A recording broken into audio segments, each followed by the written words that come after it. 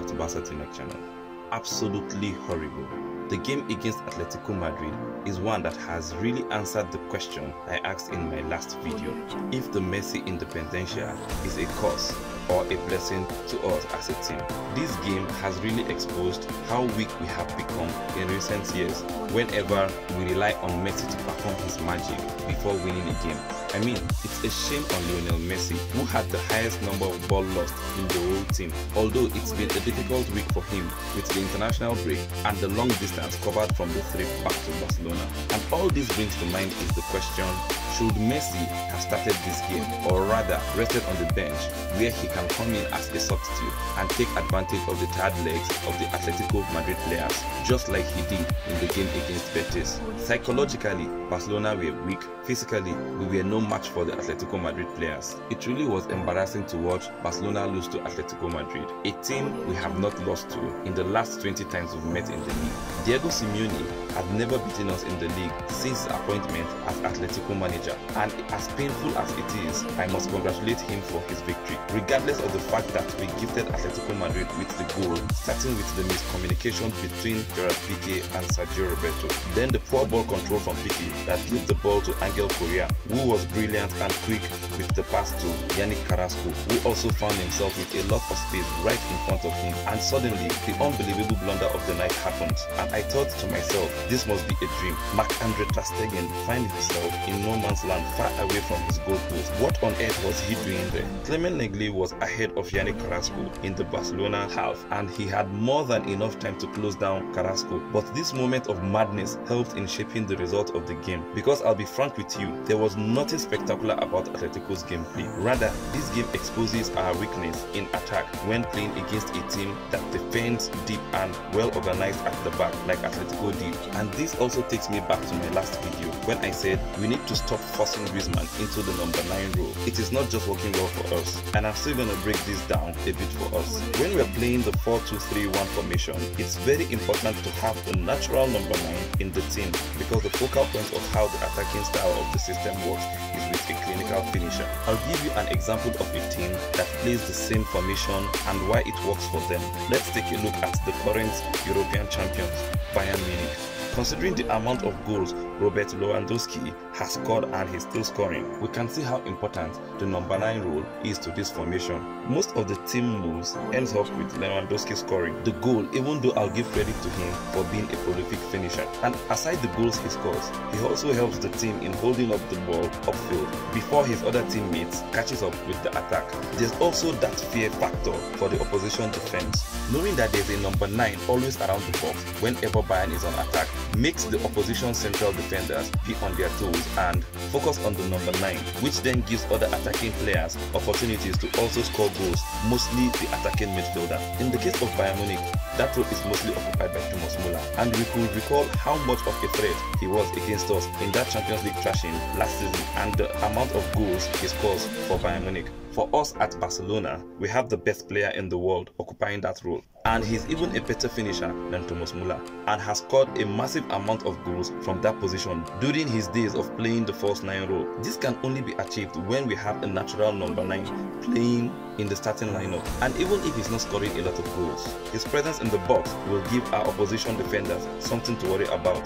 Then our attacking midfielder and the wingers will have more chances to score goals, and Sofati is already showing us that he's a good goal scorer from the left wing position whenever the opportunity comes up. If we have a fully fit Ousmane Dembele on the right wing, we know he's capable of scoring goals also, and Lionel Messi can always play on the right wing too, being his favorite position on the pitch when he was younger. The only time we can play Messi as the attacking midfielder is when we have 2 pacing wingers and a natural number 9 in our starting lineup, so he can really focus his gameplay on helping the team in building up our gameplay and providing assists. When the opportunity to score goals come around, which they will, he will score fantastic goals for us.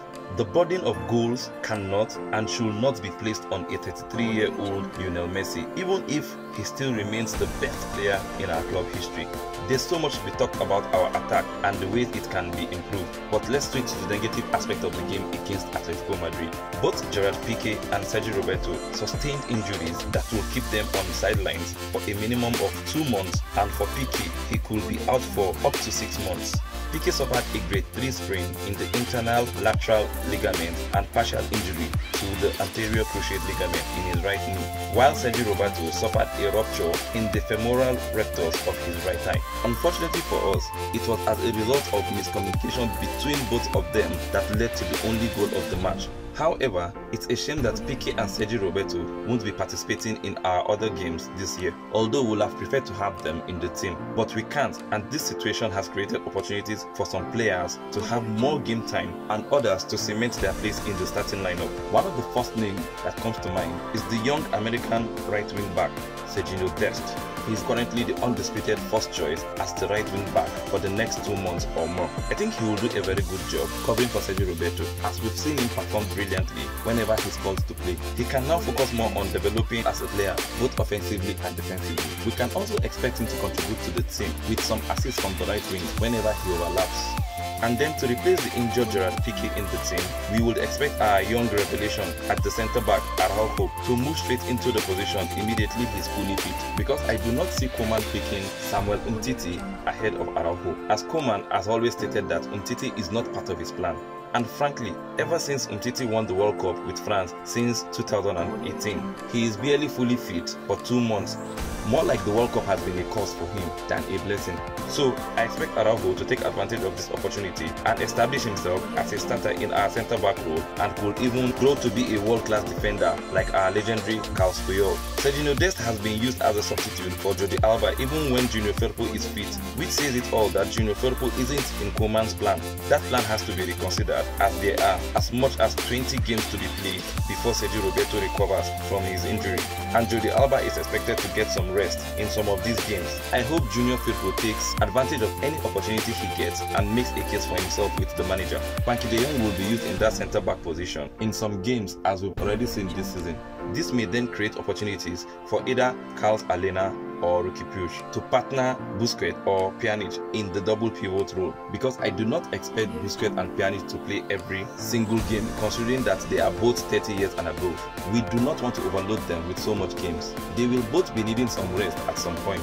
I wish every player that will be getting this opportunity to play the best, and that they make the best out of this opportunity. Finally, I would like to talk about Koeman and his decision to play Pedri on the left wing during this game. I know Pedri has been amazing since the beginning of this season and has displayed some brilliant performances. However, his best displays have come from games where he played as the attacking midfielder. Before Koeman was appointed as the manager, he has criticized Valverde and Setien not playing some players in their favorite position, players such as Antoine Griezmann and Felipe Coutinho. Well, he's gradually doing so to Pedri. The young player may be a very good player generally, but he's not a natural winger. I do not see a reason for playing an inexperienced young player, Pedri, on the left wing when we have a natural winger like Trincao on the bench.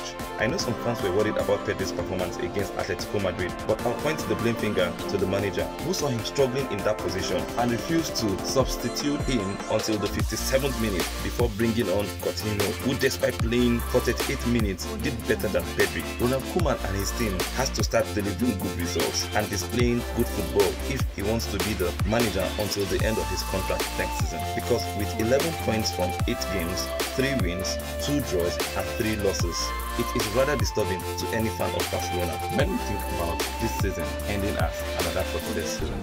That's it from me today. I'll be making another video right after our next game, our match against Ukrainian giants Dynamo Kyiv in the Champions League. Please subscribe to this channel and like the video. As always, Visca Barca!